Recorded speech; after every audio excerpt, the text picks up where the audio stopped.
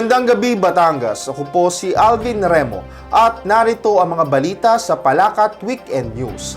Mahigpit na inihimok ng mga miyembro ng Sangguniang Panglungsod ang mga butika at drugstores sa Batangas City na tumalima sa administrative order ng Department of Health na nagsasaad na hindi na kailangang ipresenta ng mga senior citizens ang kanilang purchase booklet sa pagbili ng gamot upang mapakinabangan ang 20% discount na itinakda para sa kanila.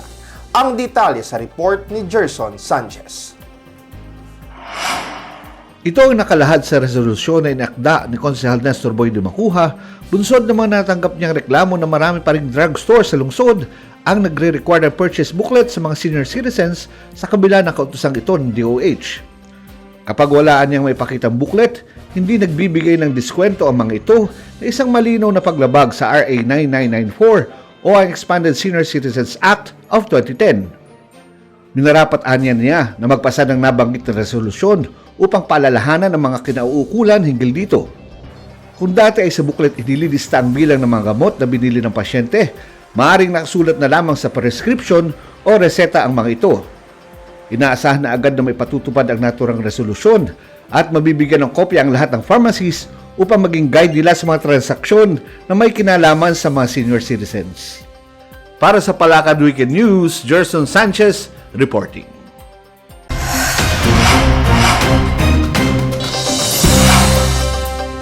Nagsagawa ng annual monitoring inspection ang mga kinatawan ng Anti-Red Tape Authority o ARTA Southern Luzon sa Batangas City Government kamakailan. Narito ang report ni Marie Villena Luwalhati.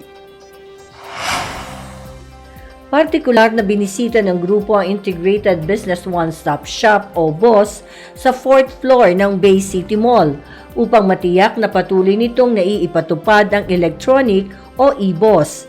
Ayon kay ARTA Supervising Administrative Officer Andrea Micaela Zantua, malaki ang kaalwanang naiibigay ng e-BOSS sa mga negosyante, kagaya ng online business application at renewal, dahil mabilis at accessible ang business registration process na maaaring gawin anumang oras at kahit nasa malayong lugar ang mga aplikante.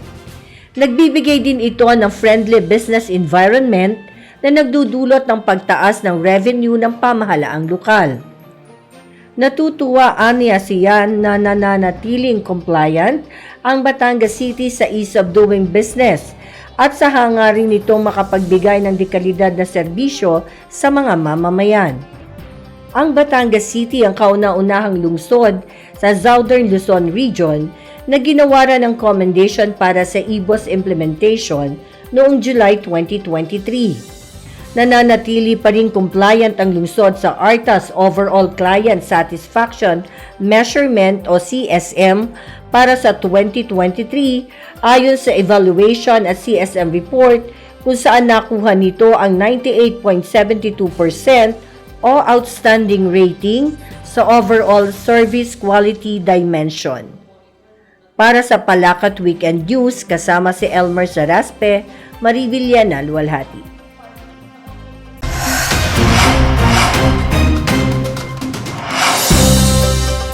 Personal na sinaksihan ni Mayor Beverly Dimacuja ang demonstrasyon ng paggamit ng electrocardiogram machine na ipamamahagi ng pamahalaang lungsod sa 22 health facilities kabilang na ang 20 rural health units sa lungsod noong January 13. Layunin ng inisyatibong ito ng lokal na pamahalaan na higit na maitaas ang kalidad ng serbisyong pangkalusugan at makapagbigay ng ECG scan services sa mga residente ng lungsod na nangangailangan nito. Ang ECG ay mahalagang diagnostic tool upang matukoy ang iba't ibang kondisyon sa puso gaya ng abnormal na tibok nito, mabagal, mabilis o irregular, heart defect, coronary artery disease, heart valve disease at iba pa. Maaari rin itong ipakita kung magkaroon ng atake sa puso, heart failure o heart damage ang isang pasyente. Ang Batangas City ang kauna-unahang local government unit sa bansa na nag-purchase ng naturang makabagong ECG equipment na kayang magbigay ng real-time na resulta. Ang mga resulta ay dadaan sa masusing pagsusuri ng mga medical experts. Ayon kay City Health Officer Dr. Rosana Barion, Sasailalim sa pagsasanay sa paraan ng paggamit ng ECG machine ang bawat kinatawan ng RHU at health centers. Inaasahan magiging operational na ito sa lahat ng RHU bago matapos ang buwan ng Enero.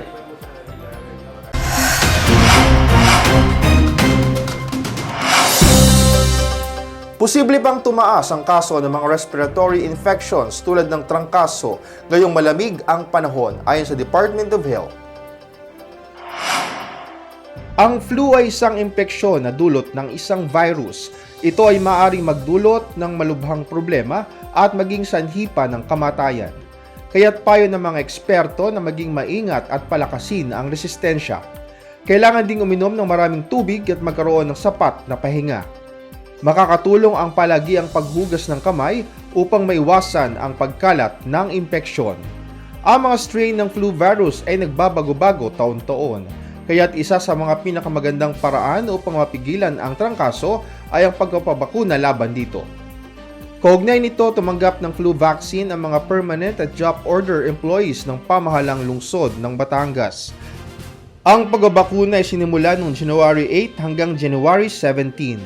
Ang libreng flu vaccine ay proyekto ng lokal na pamahalaan na sinimula noong 2011 at taunang ipinagkakaloob upang mapangalagaan ang kalusugan ng mga kawani nito.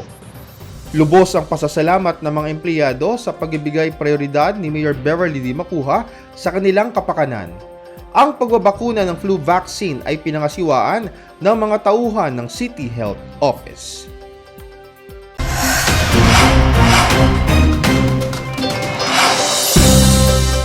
Magbabalik ang Palakat Weekend News makalipas ang ilang paalaala.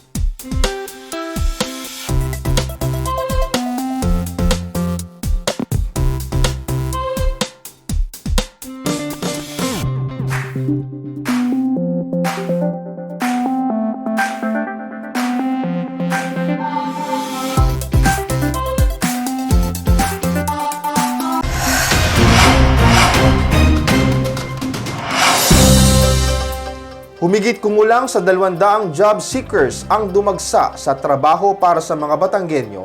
Handog ni Mayor Beverly D. Macuja Job Fair ng pamahalaang lungsod ng January 18. Narito ang report ni Rona Endaya Contreras. Ang trabaho para sa mga Batanggenyo, handog ni Mayor Beverly D. Macuja Job Fair ay taunang programa ng Public Service and Employment Office o PESO at bahagi pa rin ng pagdiriwang ng kapistahan ng lungsod. May 17 local companies ang lumahok dito.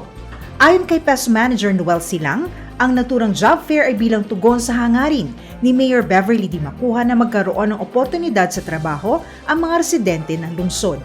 Pinayuhan niya ang mga job applicants na samantalahin ang naturang employment opportunities at pagbutihin ang performance sakaling matanggap sa trabahong inaplayan. Hinikayat naman ni Dole Batangas Labor and Employment Officer April Magpantay ang mga aplikante na alamin ng skills o kakayahan na taglay at enhance ito sa pamamagitan ng mga training upang mapataas ang employability ng mga ito. Nagpasalamat din siya sa lokal na pamahalaan dahil sa pamamagitan aniya ng recruitment activities ng PESO ay natutugunan ang nalalabing porsyento ng mga individual na walang trabaho na malaking tulong upang tumaas ang employment rate sa Batangas. May 20 aplikante ang na-hired on the spot sa naturang job fair. Para sa Palakat Weekend News, Rona Endaya Contreras reporting.